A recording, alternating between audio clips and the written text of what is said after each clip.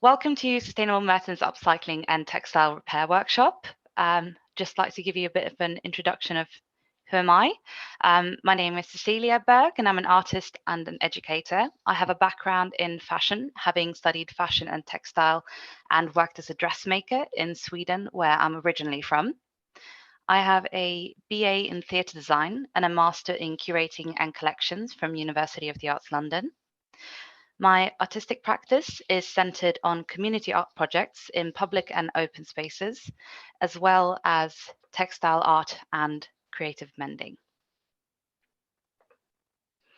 So, to explain why it's important to give clothes a new life, I would like to talk a bit about what clothes are made of and how they're made.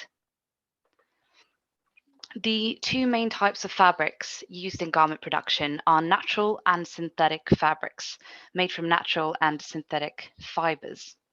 Natural fabrics are made from threads that are made from fibers that are naturally derived. So that means that they're made of animal or plant-based fibers.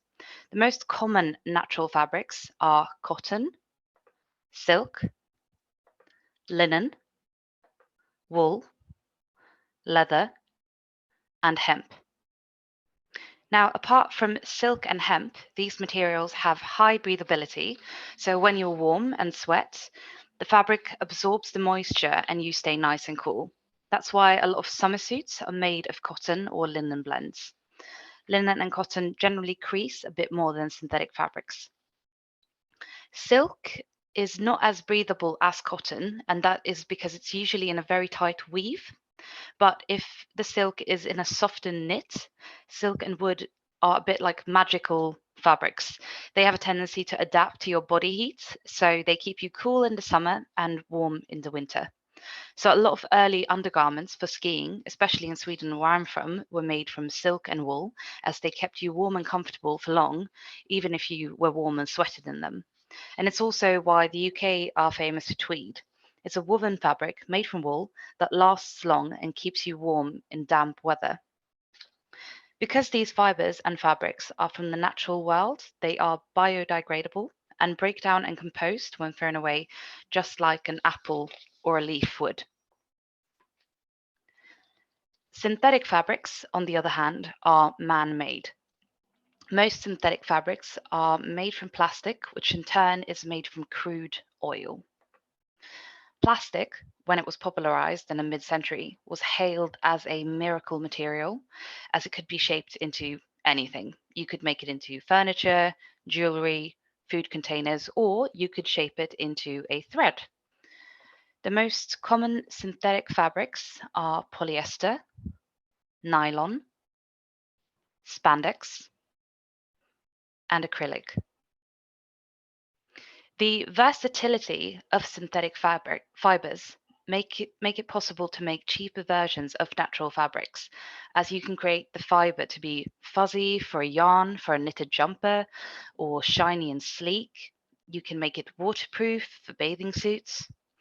Synthetic fabrics also hold pleats and creases very well, which makes it easier to care for the clothes, as they require less maintenance and ironing. These fabrics are great for athletic clothing, as it can be made breathable, durable, rainproof, and waterproof. Basically, as a manufacturer, you have more power to produce and establish the desired texture and feel. However, because plastic is man-made, it doesn't exist anywhere naturally on the planet. This means that nature doesn't know what to do with it when it's put in a landfill or end up in the sea. So it just remains there and is eaten up by animals. The production of plastic products is just as damaging as the disposal of them. Plastic products are made from nurdles. They're sort of tiny plastic pellets, as you can see at the top pictures. And these nurdles are melted down to create any type of plastic product. So that's whether it's a food container or clothes. And it's estimated that 230,000 tons of these nurdles are lost to the oceans globally every year. This happens when the pellets are transported via shipping containers on ships, or when spillages happen at production sites. These little plastic nurdles look incredibly similar to fish roe and are therefore very attractive to marine life like fish or birds who eat them and then choke to death. You can, however, recycle the synthetic clothes. Just like any other plastic, it can be melted down and reshaped, but only so many times. And every time you do it, the plastic becomes a lower quality grade. This low quality grade plastic can usually be found in takeaway food containers or bin liners, and it's non-recyclable. This is why when you recycle household trash, for example, it is so important to separate the recyclable plastic from the non-recyclable ones, as only one item of non-recyclable plastic can ruin a whole batch of otherwise recyclable plastic, as it lowers the quality of the whole batch. Apart from the two main fabric groups, natural and synthetic fabrics, there is a third type of fabric that is sometimes called semi-synthetic. The fibers in these fabrics are, like in natural fabrics, from a naturally derived material, like wood, cotton, or bamboo. But the materials are processed through going into a massive vat of toxic chemicals in order to be able to extract the filament fibers from the wood or the bamboo that the fabrics are then made of. The most common ones are acetate, rayon, modal, viscose, and lyocell. The semi-synthetic fabrics are quite popular in the fashion industry as they, just like synthetic fabric polyester, for example, hold pleats and creases very well. They're easy to shape, but they have less of the negative connotations of full-on synthetic fabrics. So, which one of these fabrics are better for the environment? When assessing what fabric is better for the environment, natural fibers and fabric are usually regarded as more sustainable, given their ability to degrade easily. But what something is made of is just as important as how it's made. For example, the massive demand for cotton in the fashion industry has created a really damaging industry where production is amped up to meet the market's demands, and safe and ethical practices are less prioritized than profit. Currently, cotton is one of the worst crops for synthetic pesticide and fertilizer, second only to coffee. The high use of synthetic pesticides and fertilizers cause a multitude of health problems for farm workers and negatively impacts on biodiversity and soil fertility. Unfortunately, a lot of big corporations, such as H&M or Uniqlo, have outsourced production to factories with little or no oversight. This is why it's super important to be a conscious consumer and to speak up. Public outcry has made big corporations change their way. For example, more recently, H&M has joined other companies such as Nike in banning Uyghur cotton, since suspicions and concerns were raised about reports that Uyghurs, a Muslim minority in China, were being forced to pick cotton in Xinjiang. There is always an upside and a downside to any fabric. For example, the semi-synthetic bamboo viscose. Bamboo, when it's grown, demands very little water to grow and no pesticides. The fabric looks great, it's really soft to wear, but the chemicals used to extract the fibers from the bamboo pulp are very toxic, and the chemical waste is usually just dumped back into nature. Some factories are making the effort to avoid this and are called closed loop facilities, where they keep and reuse the chemicals instead of dumping the toxic waste in the environment. Now, I know this sounds really depressing. We live in a global society and we don't always know how and where our products come from. And I'm not expecting you to walk out of this workshop and only ever buy natural, eco-friendly clothes because not everyone has the money and the resources to do that. But my hope is that you'll take this information with you and maybe shop a bit more mindfully in the future. So, what can you do as a consumer and as a person? So, do you need that particular piece of clothing when you're out shopping? This is where the importance of giving your old clothes new life comes in. The less you buy, the less you contribute to the fast fashion industry. really think about if you will wear the item you want to buy or if it's just going to sit unused in your wardrobe. Buy secondhand and browse charity shops. They're closed at the moment, but when they open, consider going and having a look. Like when you clear out your wardrobe, consider donating your clothes to charity shops, or think about if there's a way to upcycle or change clothes so that you are more likely to wear them. By shopping in charity shops, you will be giving clothes a new life and make sure that they get more use out of them before they end up in a landfill. And armed with your new knowledge of materials, you can find some really nice cotton and linen clothes at heavily discounted prices at charity shops. And by spending money at a charity shop, you will also be supporting those who most need help in your community. Opt for eco-friendly. So if you do need new clothes, I mean, everyone needs new clothes now and then, try opting for eco-friendly and biodegradable materials over synthetic when you can.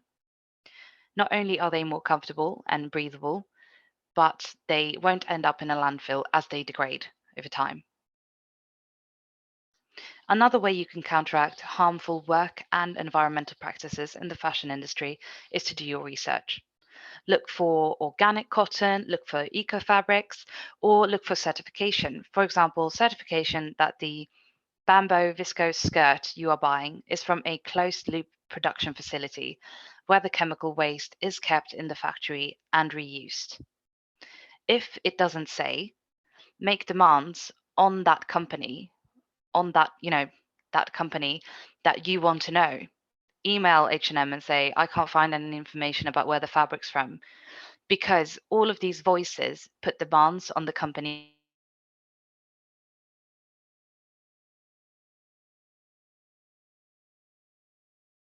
fabrics or clothes from a responsible and sustainable company that genuinely makes an effort to make sure their fabrics and clothes are produced ethically. A lot of big brands now have recycling schemes where you can bring in old clothes and get discount vouchers. So try to keep an eye out for those kind of things when you shop. Invest in good quality clothes that are made to last longer over cheap items that only survive a few washes. This will help you save money in the long run and helps the environment. Think about the staple pieces you wear, like white t-shirts or turtlenecks, and consider buying good quality versions next time you need a new one. Make your clothes last longer by storing them correctly. Brush and mend them when needed so that they look their best as long as possible. I took out my last year's winter coat this year and it looked horrible, but I debobbled it and brushed it and it looked just as new. So one way to make your clothes last longer is to mend them when they break or upcycle them when you get bored with them. One way to mend is to use embroidery to cover up tears and holes. Bees were about the first thing that I learned to embroider, so a lot of my early mends have bees on them, or flowers. When people think about embroidery, they usually think about flowers, but if that's not your style, don't worry. You can literally embroider anything. You can embroider circles, you can embroider squares, you can embroider stars. This is a pair of Adidas sweatpants that I mended. I just felt like a geometrical pattern would be a bit more better suited than a bee here. Usually, when there is a rip or tear in a piece of clothing that I'm mending, I try to see if there's anything about this piece of clothing that could inspire the embroidery. The, so this dress is from the late 70s or early 80s. I think it's made from acrylic or polyester. It's very frail and it had these beautiful brown flowers on it. So I thought to cover up a big hole, I was just going to make one of these flowers. So the first thing I had to do was put some backing fabric on this. And if you're working with a synthetic fabric, I recommend that you match it with a similar synthetic fabric. If you don't, the materials might act differently when you wash them. For example, if you use cotton thread on a polyester fabric, it might shrink if you wash it in high temperatures, and then it pulls the seam together like it's been gathered. So I found a fabric of similar sheerness, material, and color, and then I just stitched it carefully to the area that was ripped. It already had a sort of green floral pattern on it, but it wasn't too important because it wouldn't really be that visible once I had finished the embroidery.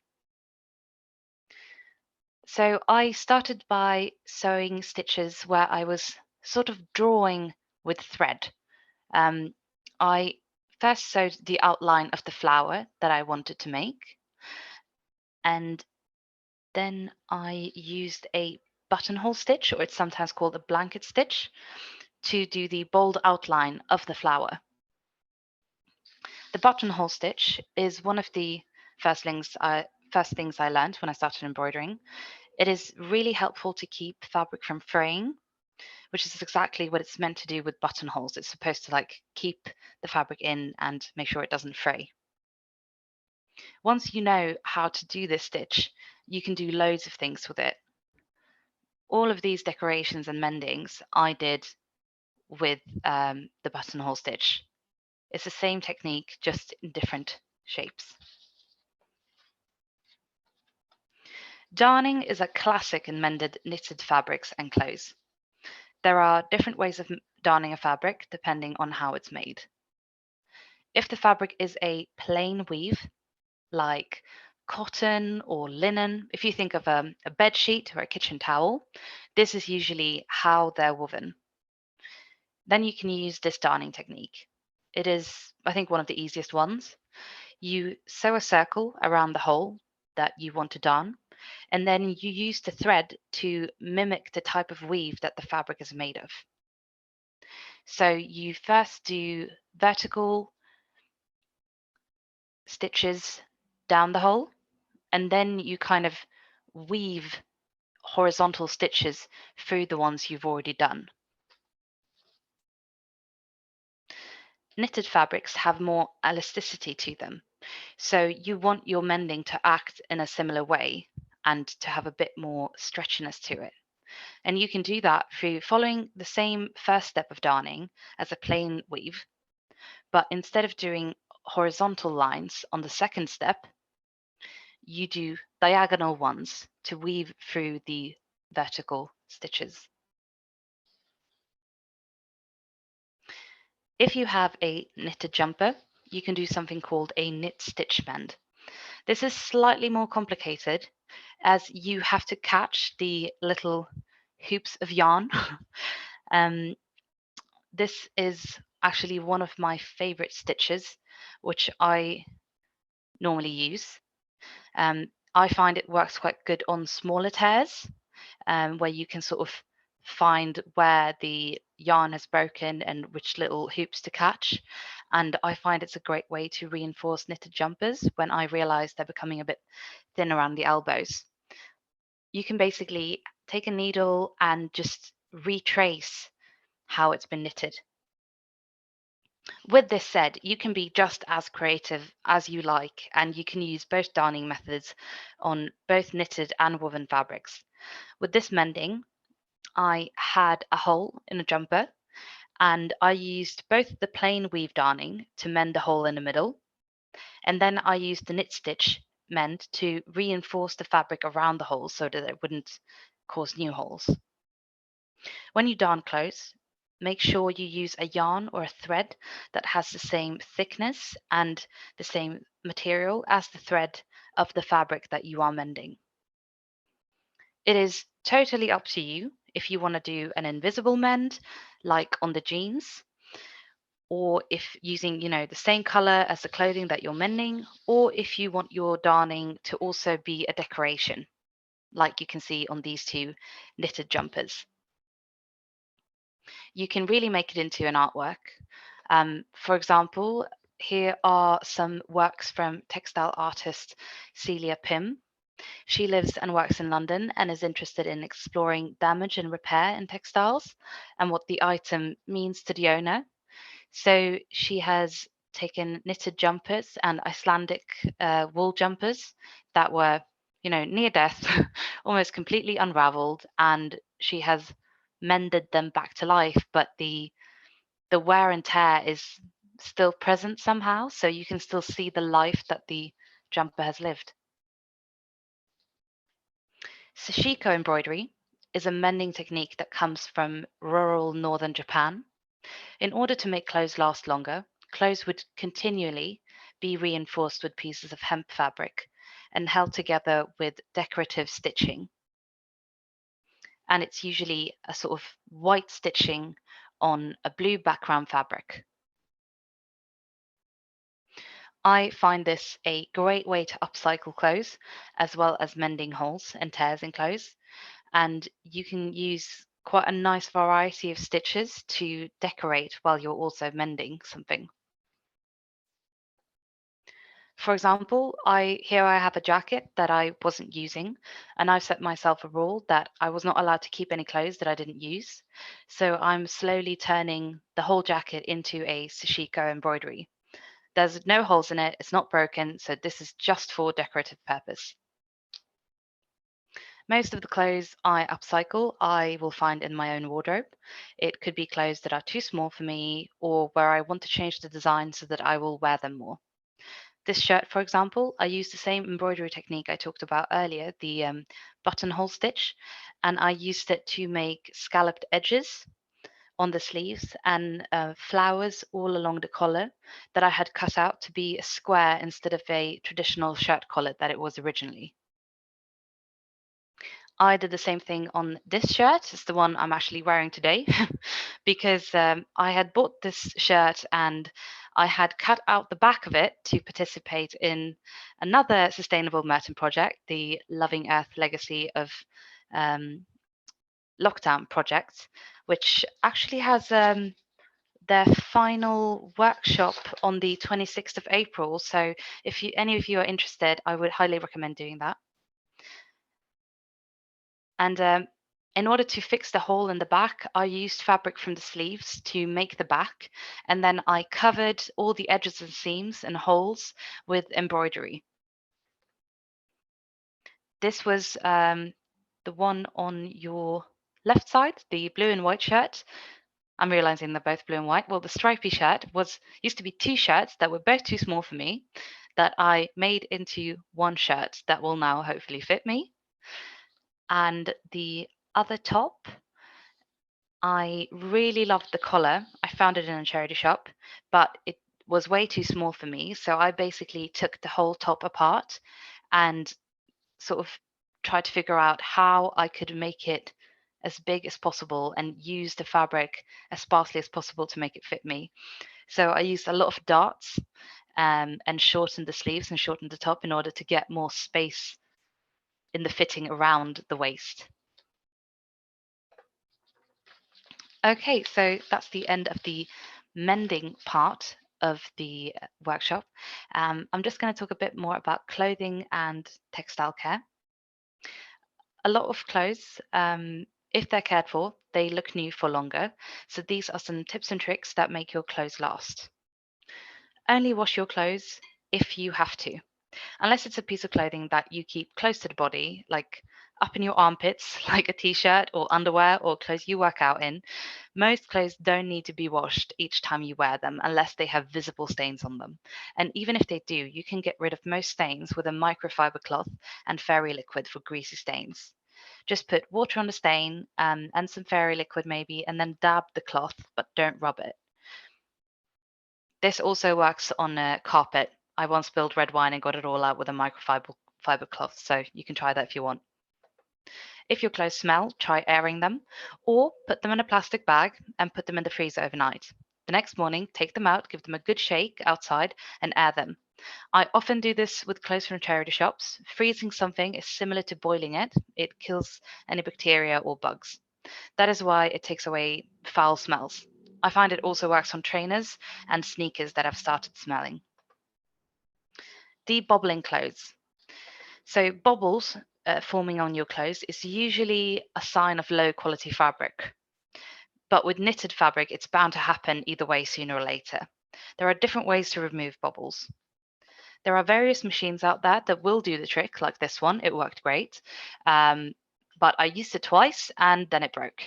So that just means more electronic and plastic waste, which is not good. If you're scouring online to find a similar product, try to find one that is manual and doesn't run on batteries, as they're more likely to last longer. And I actually found one that's made of wood that I'll show you later. I just didn't have time to put it in the presentation.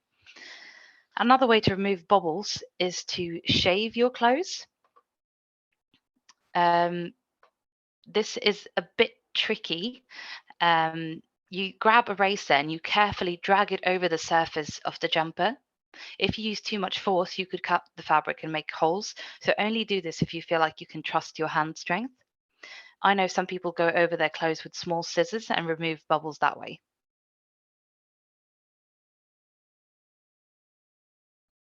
Then once you have shaved your jumper, brush it with a clothes brush and brush away all the cut off bubbles. Clothes brushes are a godsend if you want your clothes to look fresh and new longer. Not only do they take away cat or dog hair, but they also gather up dust and loose bubbles as well. And if you sew a lot, they catch all those little threads that you end up leaving everywhere. One of the causes of holes in your clothes is moths. I hate moths. Make sure you keep your clothes somewhere dry and warm, and to repel moths, you can get little rings of cedar wood to put on your hangers. Cedar wood is a natural moth and bug repellent and means you don't have to use chemicals. Another way to keep your clothes fresh is lavender. Lavender oil is naturally antibacterial. You can get a little spray bottle, fill it with lukewarm water, then put a few drops of lavender oil in there. Make sure you buy actual lavender oil and not oil that's lavender scented. Close the bottle and then shake. You can spray this on the clothes in your wardrobe, you can spray it in your linen closet or on your pillow before going to bed, as it really helps you sleep well. Okay, thank you so much for listening. I'm gonna stop sharing my screen now.